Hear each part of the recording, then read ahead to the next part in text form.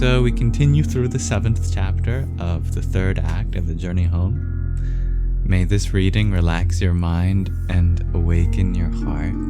Let's dive right into it.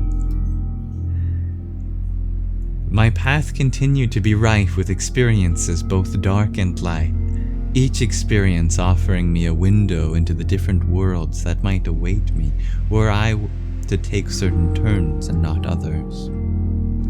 Most of the sadhus, wandering spiritual seekers common in India, who greeted me upon my return to Janakpur were old enough to be my grandfathers. I was praying in the Janaki temple when, to my surprise, a young Nepalese student by the name of Vishnu Prasad approached me. Well dressed with a round face and pious demeanor, he was so fascinated to see a Western youth who had taken to the life of a sadhu that he invited me to his home in the village of Brahmapur. His home there was like a beautiful ashram, the wealth of the family evident in bright furnishings, carpets, brass vessels, and flower gardens. As I entered, Vishnu's mother and father cordially greeted me and served me a sumptuous meal of spiced vegetables in aromatic sauces and rice glistening with clarified butter. I happily spent several days there. Uncles, aunts, and cousins all lived under one roof, but I never heard a single voice rise in anger. They had nothing but respect for one another. In the morning, the children respectfully touched the feet of their parents, and the parents in turn offered blessings. No matter what their age, the children, even the teenagers, were naturally obedient to their elders, and the younger children showed honor to the eldest son as the representative of the parents. Having been brought up in the 1960s America, I experienced this teenage respectfulness as a pleasant kind of culture shock. Moreover, every inch of the home was immaculately clean, except me. I felt like a disheveled mendicant in a haven of class and refinement. My body looked quite beaten down, and taking note of this, the family gave me a medicinal balm for my bruised, cracked feet. Although they offered me my own room with a comfortable bed, I chose to sleep in the garden under an ashoka tree. Each morning and evening, the family members would gather together for worship ceremonies in their small temple of Lord Rāma in the center of the home, where, during the day, the women performed various devotions. I found nothing but happiness in their home. In the evenings, I sat with Vishnu Prasad in a pleasant garden among the marigolds, roses, and flower-bearing trees. Tara Prasad, his father, sometimes sat with us. A wealthy man with a wife and children, his purity of character was impressive, more so than any of the ascetics I had encountered. Spirituality is a matter of the heart, I pondered. The more I grew to love Vishnu Prasad's family members, the more of a friend he became to me.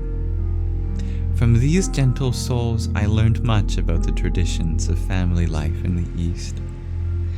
Most importantly, my realization that true spirituality comes in many forms was confirmed. However, I could not stay too long in these comfortable surroundings, for I had chosen the life of an ascetic. When it was time to go, the whole family saw me to the gate. There I was, crying, as I turned and walked off down the brick path, and so was I. They were crying as I turned and walked off down the brick path, and so was I. From Janakpur, I traveled back to Kathmandu Valley, just below the hill of Bodhnath, 7 miles east of the city. In a grove of flowering trees, I meditated. Opening my eyes, I looked up to a magnificent rainbow arching over the entire Himalayan valley that glowed against an indigo backdrop of monsoon clouds. I took a deep breath, drinking in a breeze of cool, earthly air. Soon, stomping footsteps nudged me out of my dreamy state and drew my attention to a European tourist marching through the field and carrying a large bag of groceries. Well over 6 feet tall, blonde, with muscles bulging from beneath his t-shirt, he had the physique of a bodybuilder. Suddenly, from out of the forest, a gang of brown monkeys surrounded him. Although each monkey was only a fraction of his size, they knew how to find his weakest point and attack. They snarled and bared their teeth, threatening with intimidating gestures. While holding the groceries in one of his massive arms, he hoisted a sizable rock in the other hand, and, whooping like a warrior, threatened to pulverize the little bandits. But the monkeys were unfazed and only snarled louder. They took small leaps toward their target, succeeding in attacking his mind. Paralyzed with fright, the Hulk could only tremble like a scared child. Finally, one of the little monkeys stalked right up to him and seized the whole grocery bag from his hands. He didn't even resist. While the monkeys clustered around the bag to devour the groceries, they paid him no heed. Reduced to a bundle of nerves, the He-Man slipped away. Seconds later, a skinny little Nepalese boy of about 8 years old appeared on the scene. The gang of monkeys had just begun feasting on their booty, but stirred with apprehension upon seeing the tiny boy. The child skipped toward them with a stone in his hand. The gang of bandits screeched, terror in their eyes. Suddenly, they abandoned the food and fled in all directions. The little boy collected up all the groceries and sat down to dine. Meanwhile, the monkeys anxiously watched from a distance. I was amazed. What had just happened here? That playful boy was hardly the weight of one bicep of the Herculean European. The monkeys were unfazed by the threats of the giant because they sensed fear in his mind. But they feared the child because he had no fear of them. What did this mean for me and my ever-narrowing path to God? I thought of the pack of wild dogs and of Vasudeva's frightening tale of the evil black tundrik. I considered my fear of coming under the spell of an unscrupulous guru were I to choose too hastily, but I could see how fear could block my progress. We are vulnerable to defeat when our minds succumb to fear. The foreigner was unfamiliar with monkeys, but the Nepalese taught had lived around monkeys all of his life. So we fear that we don't know. Through knowledge of our spiritual nature and sincere faith in the divine, we can overcome all fear. Please, Lord, bless me with such courage as I find my way to you. As I pondered these thoughts, the smiling boy ran up to me and offered some bananas from the grocery bag. The monkeys chattered with excitement, marking me as a prospective victim. They made me realize that I had more in common with that European than I would like to think. Feeling I had a long way to go on my path to reach the innocent, fearless faith of this child, I politely declined. While wandering in the forests, I came upon Sītārāma Bābā, an extraordinary soul whom I fondly remember as the Standing Baba. A bearded man of 62 with large brown eyes and a rugged complexion, Sītārāma Bābā wore a simple one-piece pullover of burlap from neck to ankles. When I asked him why he wore only burlap, he replied that the coarse, itching texture of burlap kept him always in an uncomfortable condition. This, he said, helped him to always seek comfort in remembering Rāma. Even more amazing to me were the wooden splints he kept tied around his ankles. Strange as his appearance was, he immediately treated me with the love of a father for a son. Like yogis I had met in the Himalayas, Sītārāma Bābā followed extreme vows far beyond the vow of celibacy. He vowed to always stand on his feet and never sit or lay down. That is why he wore wooden splints around his ankles to support his body. For almost 50 years he had observed this penance. Along with his begging pot and prayer beads, he carried a rope and a wooden plank that he would hang from a tree branch like a swing. At night he would lean on this and sleep standing up. He also followed vows to never sleep inside walls and, besides being a vegetarian, never ate grains or beans. I witnessed the severity of this dietary vow. Wandering mendicants typically subsist on the inexpensive foods that people give easily in charity, foods such as rice, dal, or rotis, unleavened wheat bread, all of which contained grains or beans. We wandered together. Every day, Sītārāma Bābā would blissfully beg rice and dal for me, collect wood, and build a fire under an improvised stove made of rocks, all the while standing or squatting.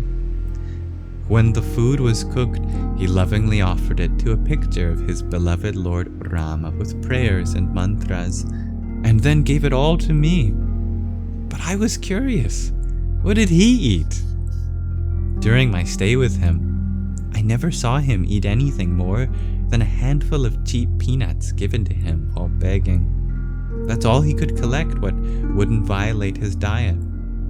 Yet, he was so happy to take pains to feed me nicely. He would explain that to show love for God, one must affectionately serve his children. One day, when Sītārāma Bābā received a few vegetables while begging door to door, I was overjoyed. Finally, here was something for him to eat besides raw peanuts. My heart sank, though, when he served my meal, and I saw that he had cooked all of the vegetables into the rice and dal and kept nothing for himself. He was joyful. Fascinated, I scrutinized him, but I found nothing artificial about him. He was utterly sincere in his devotion. I once asked Baba, "Why do you follow such difficult vows?" Meekly, he replied, "It helps me to be focused on my spiritual practices, and I am happy." And amazingly, he really was. Early morning, before the light of day, I sat under a tree in the forest while contemplating this amazing person. I could not understand his strange vows. They seemed excessive and even unnecessary, but still, he had attracted my sincere love and trust. It is said that artificial austerity makes the heart hard, but his heart was soft and filled with humility, compassion, and devotion. Lord Jesus said, "You can judge a tree by its fruit." Although his appearance appeared to be a strange tree, the ripened fruits are sweet. In Sītārāma Bābā's company, a question brewed in my mind. Most of the yogis I had encountered meditated on God as an impersonal force, while he and others meditated on the Lord as an all-loving person. Rāma Sevak Swami served Lord Rāma in such a personal way also.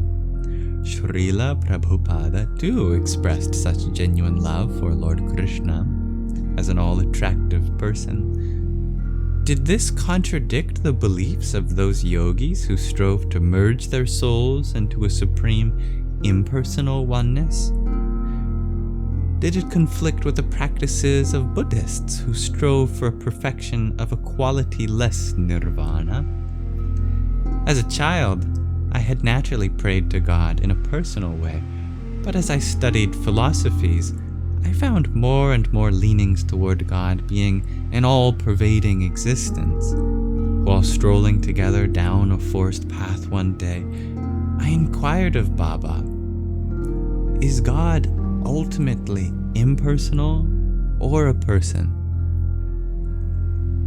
Coming to an abrupt halt, his bushy brown eyebrows tightened, and his face, marked with the deep furrows of a rugged life, cringed. He sighed. How could our Lord have less personality and form than we have? He has everything, without limit. He shook his head. This misunderstanding breaks my heart. His reaction struck me. I was becoming more aware of this fundamental disagreement over the ultimate nature of the Supreme Lord. Was he an impersonal, disembodied force, or was he the Supreme Person? In a way, it was the same question I'd asked myself as a child, trembling during thunderstorms.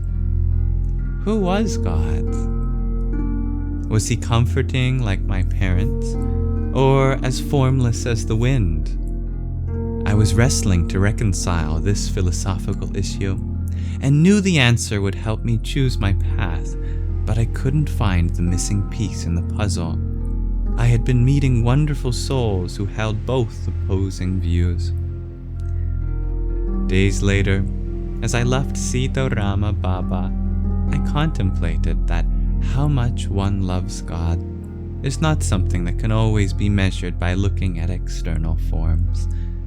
On one hand, I found holy people working jobs and raising families, and on the other, I found this eccentric hermit of the forest.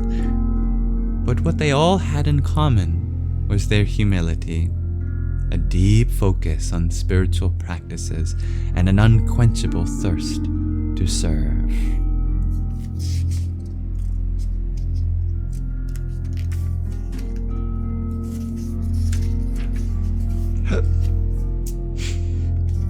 Pardon me. Thank you for listening. Now we've come to the end of the 7th chapter of the 3rd act of the journey home. I'm grateful for having you here. If you have any insights, please feel free to share them. And I look forward to continuing this story with you the next time we read.